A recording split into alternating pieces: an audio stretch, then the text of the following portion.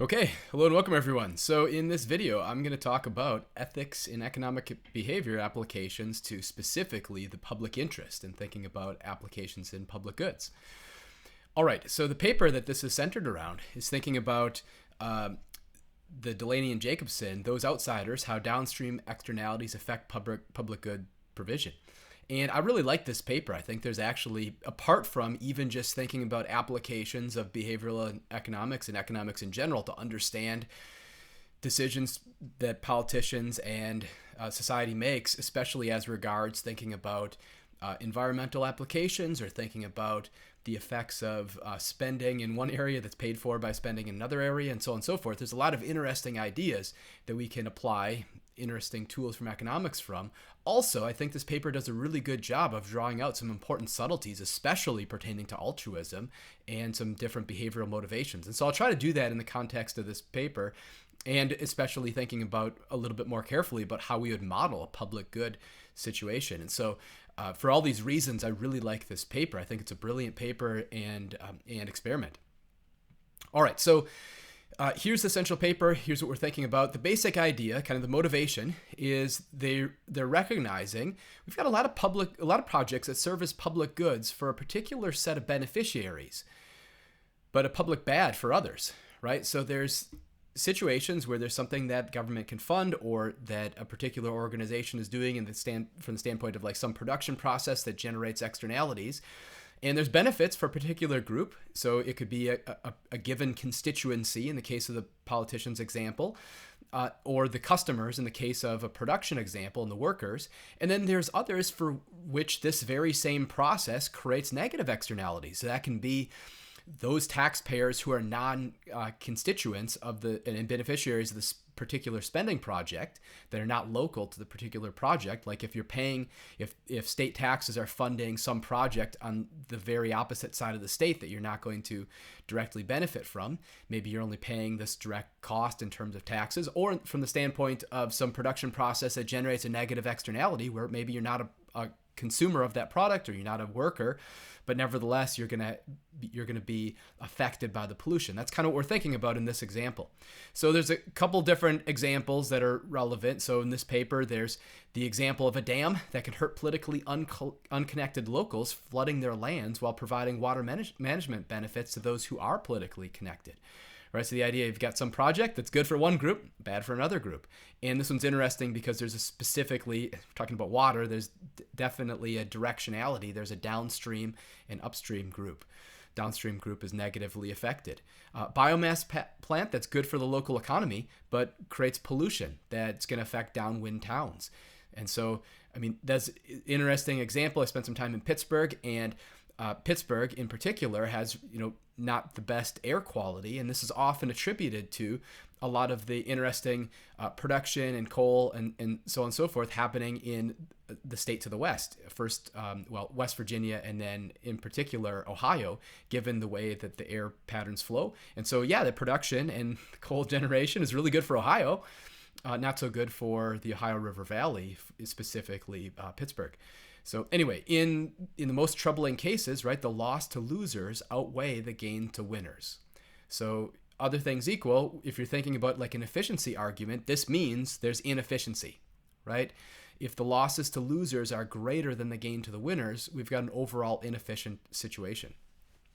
All right, so turns out as we're looking around, there's a lot of policy directives, there's a lot of aspects of institutional design with the goal of addressing public goods problems as one of the motivations for government in the first place. So one of the issues that you might try to encounter, pollution that's affecting everyone, or if there's some commonly owned resource and you're trying to avoid a tragedy of the common situation where the resource is unnecessarily depleted.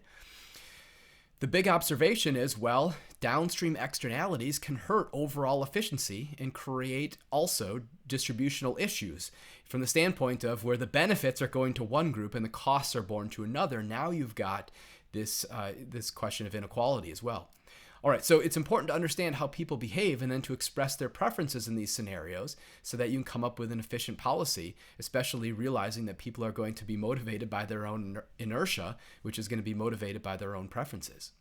And so some questions we might reflect on is, well, will prospective beneficiaries be sensitive to the harm that's going to be imposed on others and to society as a whole?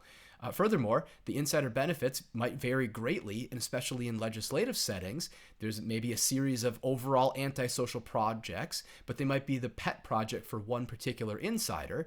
Would that particular structure see greater or lesser restraint as compared to the situation where all insiders have the same benefits? And it turns out these are not just questions to raise to reflect on. These are then going to be activated, brought to life in the laboratory through the Delaney Jacobson experimental design. And so there's going to be a treatment that's going to capture this idea. Will prospective beneficiaries care about the harm imposed on others and society more generally? And then will this be affected by a situation where some of the insiders stand to gain more than others? All right, so they're ultimately coming up with this novel model to bring to life actually those insights and many others in the laboratory, basically to determine how are people going to react to the situation where there's some common project that's creating a public good for one group, but a large negative externality that's borne on another group. Ultimately, they show, in terms of like the results and findings, well, they're going to show that there's a negative the negative externality is going to impose at least some restraint on contributions under some conditions, which we'll explore. By restraint, we mean, will people reduce the amount that they'd be contributing to this thing that's a public good for them, but a public bad for others? They demonstrate then this restraint is incomplete and depends on the insider incentive structure. So if you stand to gain more, you're going to stand to contribute more, right? When the insider group members have no contact with the outsiders, their provision, the provision of the project continues unabated. So this means when the outsiders are very separate from the insider group that's actually making the decisions. I mean, that has important policy implications, right? And this shows sort of like an experimental test to bring to life some of this intuition we might have sort of existing, now modeled through the economic theory and then demonstrated in the laboratory. All right, so they reflect on the fact that, well, the research thus far, or up to the point, on public bads is relatively limited. And in particular, very often researchers would just treat the public bad as the counterpart of a public good. So you can model this thusly, such that reducing the public bad of pollution, for instance, is therefore able to be modeled as providing the good of public good of pollution abatement. So you might think of this like, I think I might have even given this in the example when I was talking about altruism, where you might think of altruism and you might think of charitable donations as a public good in the sense of reducing or alleviating the public bad of poverty, right? So you might see people who are homeless, you might see people who are falling on hard times, and anyone could help them. Anyone could alleviate some of these some of the burden by virtue of making charitable donations. And when any individual does, this reduces the harm in society. It benefits those who are currently experiencing homelessness, and you're able to be able to bring some relief, and that's beneficial for everybody. And so you've got this sort of public good aspect by reducing this bad. And matter of fact, that's like how we might model public good or public bad as the counterpart of a public good. There's a problem. There's some really important differences. So for instance, the Nash equilibrium for selfish, so if you're self-interested, which we take as sort of the default perspective, in the standard public goods game is like no contribution, completely free riding. But for a public bad game, it might actually be unboundedly large provision. Why is that a problem? Well, these are completely opposite predictions, and if the default status quo prediction is completely opposite, that's a problem if we're trying to bring the same or bring two different phenomena under the same model. All right, so in this particular paper, the Delaney Jacobson paper, they're going to create this model in a standard linear public goods game. And so I'll kind of explain how the model works. I want to say just enough to kind of figure it out. I don't want to dwell a whole lot on the theory, other than the fact that I'll kind of give the quick version, and I'll point you to the paper. It's actually a relatively accessible paper at the advanced undergraduate level. So anyway, so the model includes some agents. We'll call this is the number of agents, and then sub D means that they have deciding power. These are the insiders who are able to determine how much to contribute to some common fund. This common fund is going to generate some public good returns for the contributors, and then it's going to generate a negative externality. It's going to be a public bad for the outsiders, essentially. All right, so the common fund is a linear public goods game for insiders. I actually explained this particular mechanism in a previous video. So, but I'll go over it again here. So in each round, each insider I has an endowment of Z tokens and selects the amount to contribute to the fund. So G, this is the amount I'm giving to the fund. Well, sorry, this is the amount that agent I is giving to the fund in round T, right? All right, so each token they or anyone else contributes is going to earn them a rate of return. By them, we're referring specifically to those for whom this is a public good. Those contributors, right, are going to get a rate of return B. So this is going to be the rate of return to agent I in round T at a rate that varies across subjects and across rounds. And so across rounds, well, or across subjects, it's going to matter later on. Are you part of the stakeholder group or not? All right, so anyway, the remaining endowment earns a private return of A so that the individual's earnings, assuming that you're a decision maker, you're choosing whether to contribute, the profit, so profit, it's going to be pi to agent I in round T, is going to be, well, this is that rate of return, private rate of return A, times Z was my endowment, or was their endowment, minus the amount that they've given, right? So whatever you have left after having made your contribution, multiply by this private return A, and then to this you will add the total amount that's been contributed by all such contributors, summed up and then multiplied by the public rate of return. Right? Contribution to the fund is a public good within the group. The social optimum has everyone fully contributing. Right? The social optimum has everyone contributing fully. However, at least some individuals nevertheless have an individual incentive to free ride. Well, this is a statement across treatments. So in the standard treatment, individuals are going to want a free ride. In the treatment where there's stakeholders, the stakeholders don't want a free ride. All right, so then we want to talk about the outsiders. There's a collection of outsiders who have no say in the matter, right? Each, however, is going to incur a cost, C, that's going to be multiplied by the total contribution and is negative, right? So the outsiders are only harmed, right? So look what's happening. This term right here is the total contribution to the public good. Oh, but it's a public good for the contributors. It's a public bad for the outsiders because this is negative, right? Since C is less than 0, outsiders get a negative return from the common fund, right? So bad for outsiders. All right, so in the scenario of interest, the project provision is overall antisocial, meaning the overall result is that outsiders' losses outweigh the gains to the insiders. So the social optimum is actually no project provision. And so then my question is this a pretty good model of pollution? That's actually kind of a leading question. I want to think really carefully about this. So it's a pretty good model to capture a lot of these different things. I would say, no, this is actually not a pretty good model of pollution. Why?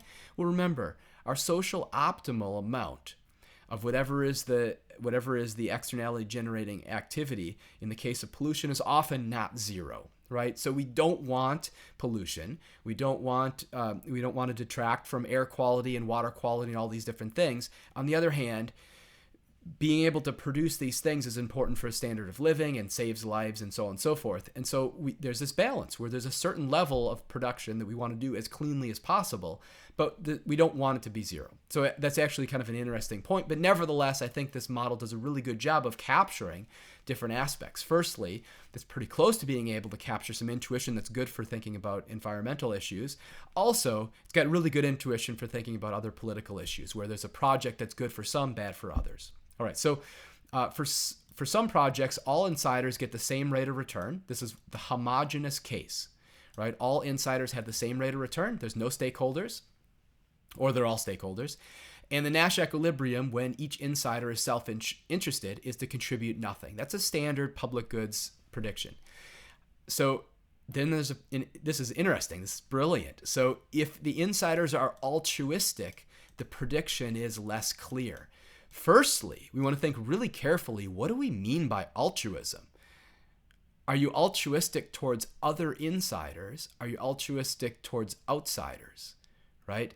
So if altruism is parochial in the sense that it's going to privilege insiders over outsiders, then insiders may contribute a positive amount. So if I'm altruistic, right, if I'm not selfish, right, the selfish case is not contributing anything to the public good, but if I'm altruistic, meaning I want to benefit those other insiders, maybe depending on how strong the motivation is, I might contribute, especially if there's an act of dislike for outsiders, right?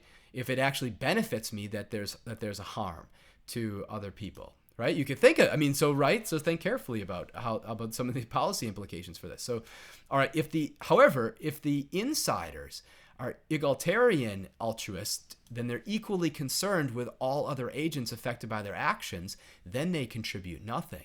Right? So the design aligns basically the interests of free riders and egalitarian altruists, but not parochial altruists. What this means is you wouldn't really be able to distinguish the behavior between free riders, who therefore are following the Nash equilibrium prediction and therefore do not contribute to the public good, from those who are motivated by concern for the outsiders. They're going to be, observationally, it's going to be the same behavior.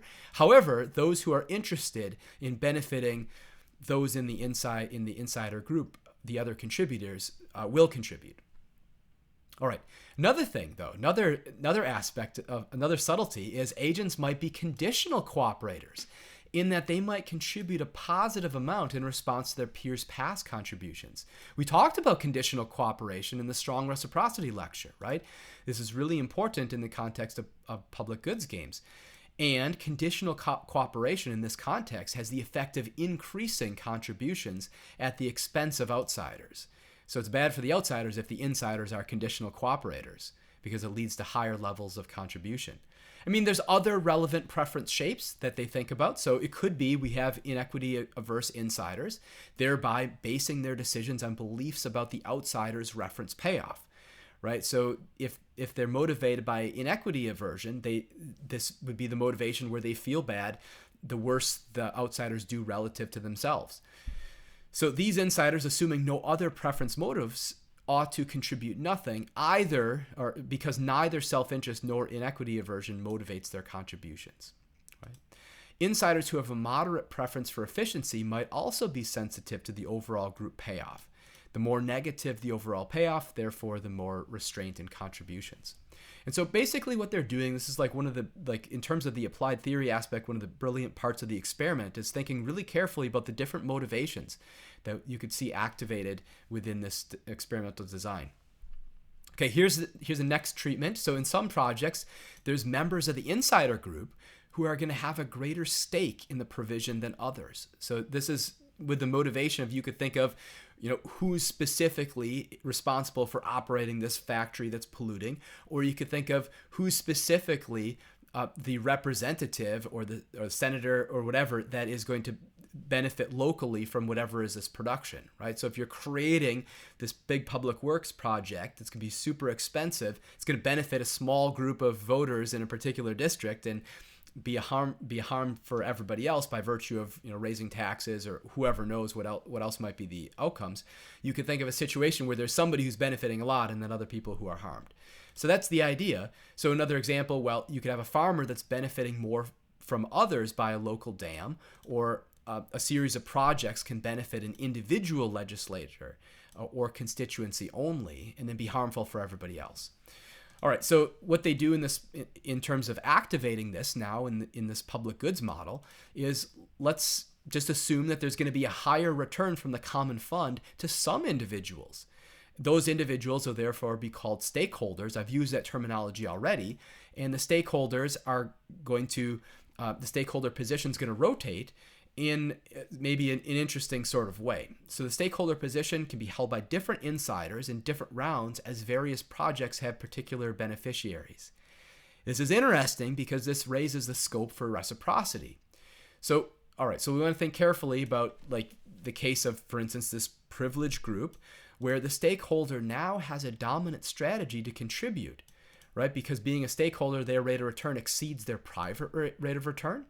All other subjects have an incentive to free ride. The public rate of return is going to be less than the private rate of return.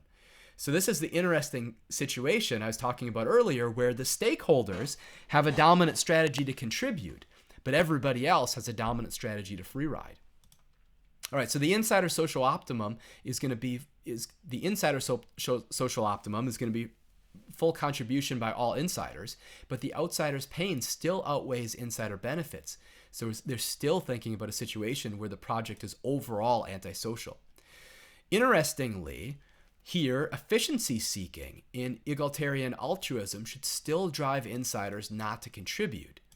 And parochial altruism, meaning altruism that favors other insiders, and conditional cooperation ought to still encourage cooperation. Inequity aversion should have the same effect as the homogeneous returns case if the stakeholder position rotates through all insiders. All right, so we're thinking about all the possible behavioral motives. Well, a collection of reasonable behavioral motives that we can bring to life in the paper. Interestingly, there's also the scope for reciprocity, right? There's a scope for interesting favor trading reciprocity. Insiders could target individuals for rewards for past generosity. The example is, suppose we have Joe and Fred. They have no preferences as regards outsiders' payoffs. Let Joe be the stakeholder in round one and contribute fully. Then Joe wants Fred to contribute, or wishes for Fred to as well. If Fred does contribute fully in round one, when Fred takes a turn as being the stakeholder, Joe may reward Fred with a larger contribution at that point. If Fred doesn't contribute in round one, Joe may not contribute in round two. Right? This favor trading occurs even for selfish agents, motivated by the fact that they're going to strategically mimic reciprocators if they believe they're facing reciprocators. So this would be an example of like instrumental reciprocity, right? Trying to benefit from activating reciprocity preferences in those you encounter. This is sort of like the most pessimistic view of like the political process, with different types of vote trading for projects going through legislature, right? So I think this is actually kind of interesting to bring to life now. All right, so the experiment involves subjects participating in 8 rounds, 6 treatments. There's 3 externality conditions: no outsiders, local outsiders, and then remote outsiders. All right, so the no outsider group is just sort of a baseline. They don't have any outsiders. Then in the local outsiders group, they've got 2 outsiders. And what's going to happen is, for the local outsiders, they're going to randomly select people from the insider group to be outsiders during that round. So that's interesting, and that has some implications. And then the remote outsiders has a collection of outsiders who are just in some separate room. And those outsiders, maybe they perform some type of task, they took some type of quiz or something like this to earn some payoff that now is going to be subject to decreasing as a result of the actions of the insiders. All right, so these externality conditions are now interacted with the 2 payoff structures we've just introduced. So homogeneous return and then heterogeneous return. Homogeneous return is where like all the insiders got the same return. Heterogeneous return, we can think of that as like the stakeholder treatment. All 6 treatments used insider sizes of 4, and where applicable, there's 2 outsiders for every in-group. So there'd be 6 within this particular group, but then 2 of them were only experiencing this negative externality. Each insider had an endowment of 20 tokens per round. Tokens had to be allocated between the private fund with a per token return of 2 cents and then the common fund. In the homogeneous return, the common fund return is 1, would be as 1 cent per token, and it's a public good, right? Each token to the project earns 4 cents, right? Because there's 4 individuals, each of whom are going to receive 1 cent per token contributed, but they're going to privately earn 2 cents, right? So I'm better off at the individual level if I hold on to a token because it's going to be worth 2 cents to me, whereas if I give it to the group, it'll generate 1 cent to me, but then 3 for everybody else, or 3 distributed between the 3 other people, right? 1 from each of the other 3 people. All right, when outsiders are present, their return is negative 3 cents per token. It's a public bad, right? Each token to the project earns 2 cents to insiders, but a 6 cent loss to outsiders, right? so the social cost of 4 cents. All right, for heterogeneous return, the stakeholder situation rotates, earning a return of 3 to each stakeholder. Non-stakeholders continue to receive the same 1 cent return. So now a token to the fund earns 6 cents for the group at an opportunity cost of 2 cents for a net social benefit of 4 cents. With outsiders who earn negative 3 cents, well, now the in-group social benefit of 4 cents is reduced by 6 cents to outsiders for a net social loss of 2 cents.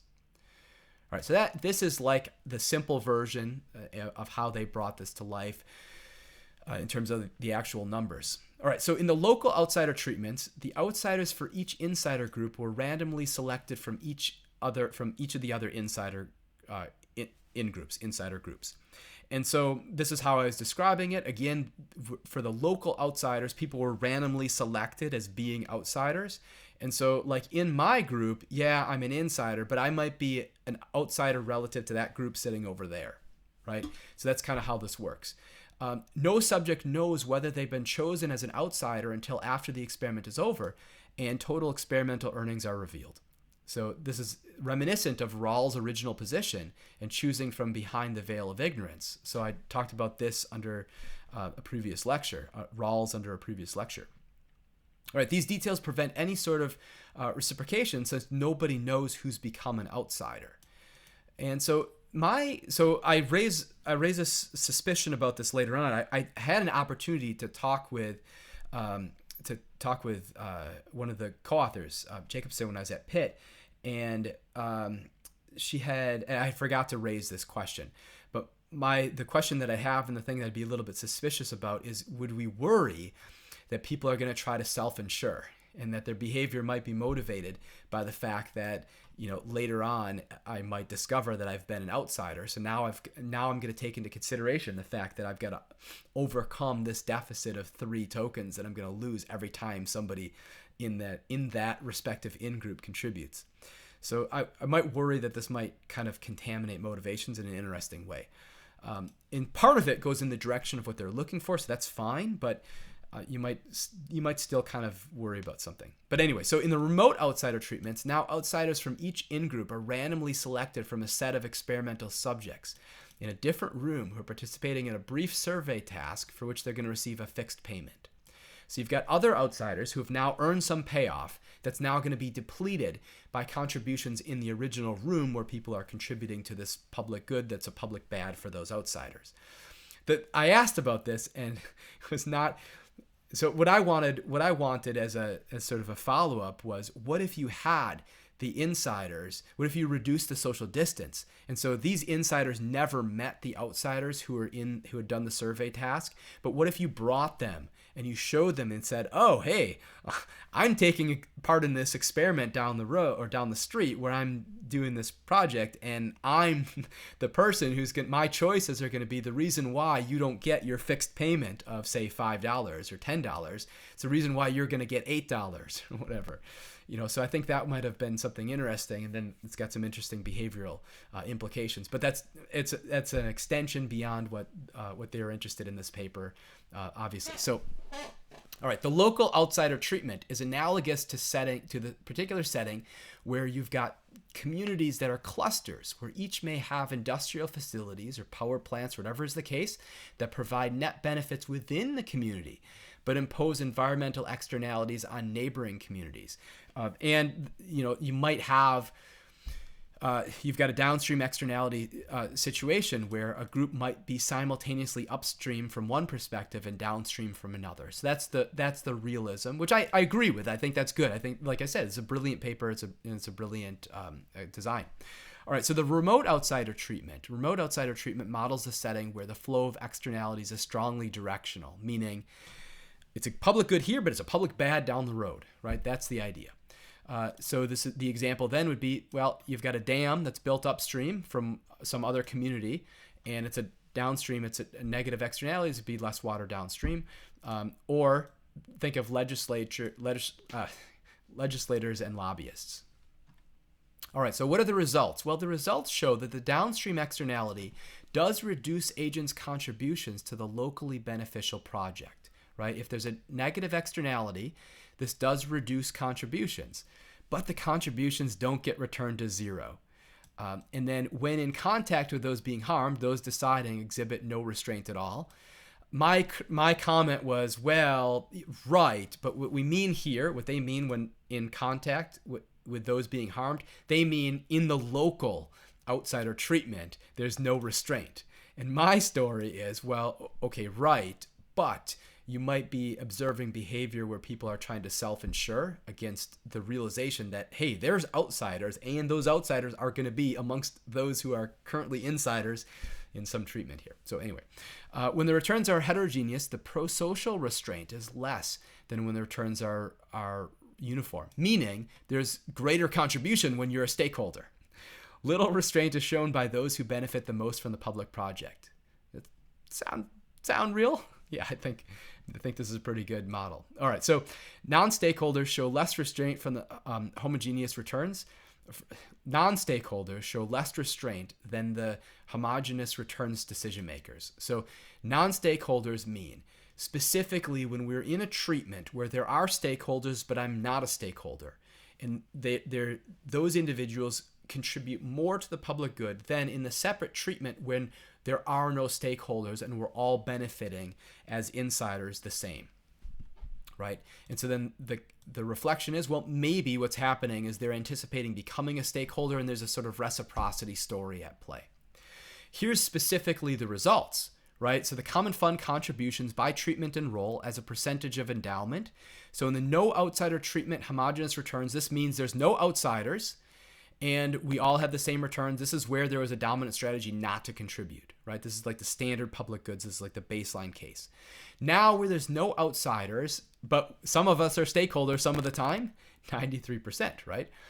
Now when there's, and then what's the return from the non-stakeholders? Well, 35%. Okay, so what about the local outsider treatment? This is the interesting one. This is where you are an insider for your experiment, but you're an outsider for somebody else's experiment that's also going on in the same room, right? So those are these results. And then the remote outsider treatment, this is where there's outsiders, but those outsiders are in a different room. There are other in this particular example, there are other students who are recruited to the experiment and were taking part in the experiment down the hall or something like that. All right, so here was the results. We see, right, in the baseline case, we have homogeneous return, so everybody's who are benefiting as an insider is benefiting the same, and there's no outsiders. And the lowest rate of contribution was where there's homogeneous returns and there's local outsiders, where I guess you could be an outsider. Maybe that goes against my story in some sense. I have to look a little bit carefully. And then heterogeneous return stakeholders, well, this is where you're balancing being a stakeholder versus at some point being an outsider for a different experiment.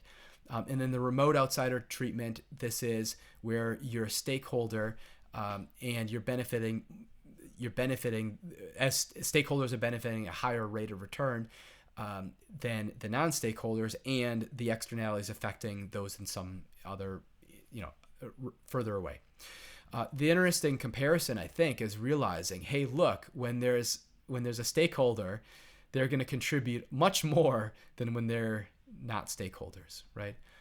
Interestingly, the non-stakeholder return, in this case, when there's no outsiders, the non-stakeholder return is lower than the homogeneous return case, but the non-stakeholder return is higher when there's local outsiders, right? And this is like my self-insurance story, where it might be, oh, I'm going to contribute more when I could potentially be an outsider because I want, now I can activate this reciprocity, which with the current stakeholder, which might lead to higher payoffs for me overall. All right. So anyway, so that was the results. Here was the statistical results. Now here's the graph of what's happened over time, right? And then this, I'm just going to show, you can kind of follow up in the paper. This is the common fund contributions, heterogeneous returns treatment for stakeholders. And then this was the common fund contribution, heterogeneous returns treatment, non-stakeholders, right? Non-stakeholders are going to contribute less. And notice we see like here, contributions falling over time. Here, contributions, well, ultimately falling over time for the for the local outsiders and remote outsiders, jumping up at the end for our stakeholders, and then here kind of falling over time. I mean, that's relatively standard. We would expect in a public goods game, you're going to start off with cooperation and then lead to cooperation sort of deteriorating over time. So that looks pretty much in line with what you might expect from an experiment like this. But anyway, so I think this is a really cool paper. I hope you kind of enjoyed the video. Hope you have a look at the paper. It's sort of a really interesting way to firstly bring to life some of these interesting behavioral motivations, come up with a way to kind of look into an experimental test of this, and then to come up with a way to be able to model maybe some, pretty convincingly, some aspect of the political process and this interesting aspect of some of these environmental considerations. So anyway, I hope you enjoyed the video, and I'm going to go ahead and conclude here. See you next time.